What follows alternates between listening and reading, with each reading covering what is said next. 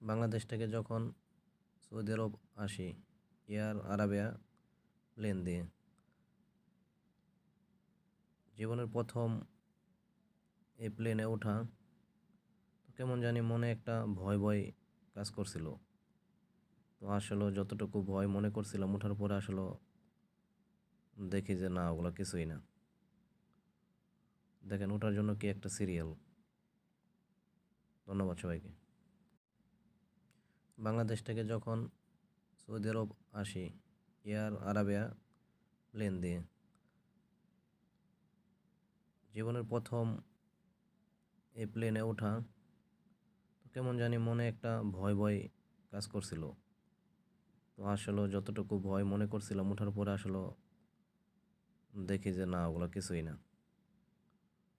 দেখেন, ওঠার জন্য কি একটা সিরিয়াল। ধন্যবাদ সবাইকে।